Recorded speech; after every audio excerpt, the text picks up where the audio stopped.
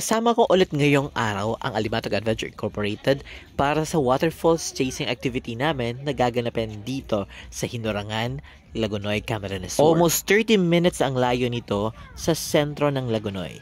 Matatagpuan ito sa Sitio Managnag kung saan naroroon ang maraming waterfalls sa bayan ng Lagonoy. Siyempre, pagkarating namin agad ay nag-logbook muna kami at naghanap ng aming local guides. Pagkatapos nito, nagpasama na kami sa unang waterfalls na pupuntahan namin. So, hindi namin alam kung ilang waterfalls ang kayang mapuntahan sa isang araw, pero we'll try our best na maubos yung waterfalls sa Sitio Managnag. Sobrang ganda ng tubig dito at napakalinaw ng mga ilog. Kaya hindi nakakapagod ang paglalakad kasi nabubusog ang aming mga mata sa magagandang tanawin na nandito. Nang mapagod na ang ibang kasamahan namin, nagpahinga muna kami sa kubong na nadaanan namin. Nasa liog. Yeah.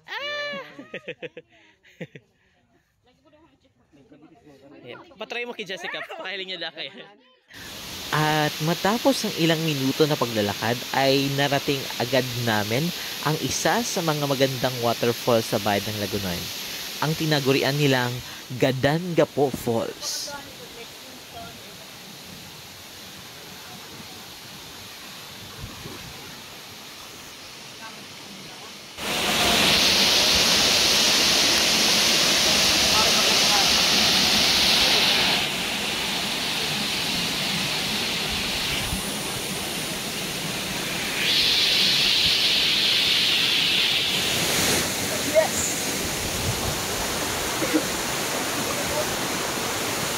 Guys, welcome to my vlog. Kami lang nakalimatok video. Yes. Limatok lang sa kalam. Yeah. Doon. Yeah. Yes. Hello. Ay, kala ko picture na. Hello po. Ang gala.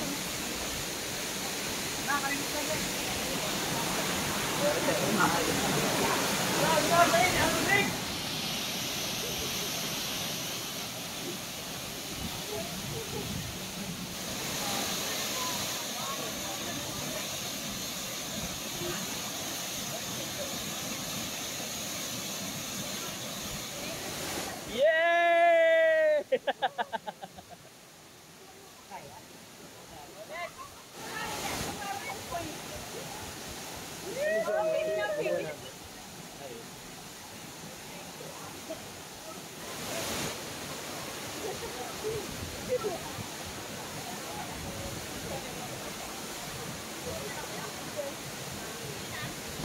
Pagkatapos naman sa Gadangapo Falls ay dumako na kami sa isa namang falls na matatagpuan dito. Sabi nila medyo malayo-layo do ito. It will take around 15 minutes bago marating namin yung isang falls. So, puro river crossing yung dinadaanan namin na trail kasi sa kabilang ilog pa daw yung isa falls na makikita dito. So, tinawag daw nila itong Taisan Falls. Ang ibang locals, ang tawag daw sa falls na ito ay Jimmy Falls dahil yung nakadiscover ng falls na yon, ang pangalan ay Jimmy. Tila hindi umaayon ang panahon dahil habang naglalakad kami, biglang bumuhos na ang ulan. Pero maya-maya, thank God kasi tumila naman ang ulan. At pinagpatuloy pa rin namin ang aming paglalakad. Kakayanin.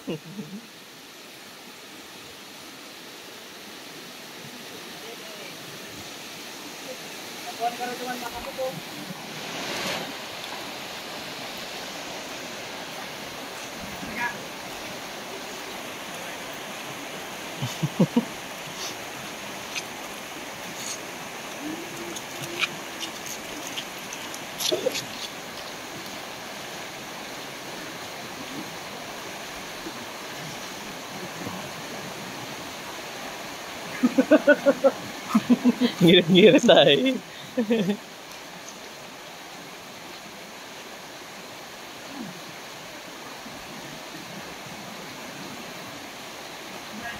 At dahil medyo madulas na ang mga daanan, minabuti namin maglagay ng lubid para safe na makatawid ang aming mga kasamahan at makita namin kung ano yung nasa dulo nito. And finally, after how many minutes, nakita din namin sa wakas yung tinawag nilang Jimmy Falls or Tyson Falls.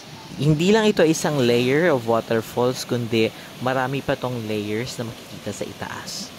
Ito yung tier 1 na sinasabi nila, and kapag umakyat ka pa dito, makikita mo yung another waterfalls, pero sabi nila Tyson pa rin yung pangalan nun. Ang maganda sa falls na to ay itong plunge pool na meron siya. Sobrang ganda maligo at mag-cliff diving. So inakyat pa rin naman yung Tyson kahit medyo madulas na ang daan.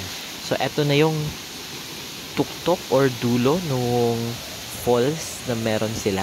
Makikita nyo sa video na medyo mababa siya, pero in person mataas itong waterfalls na to.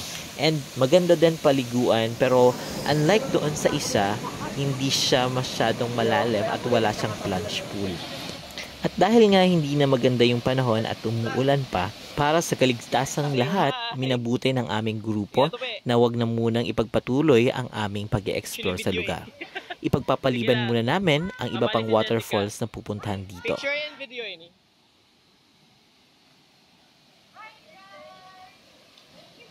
Ayan, halatong to si Lods. Dali na, Lods!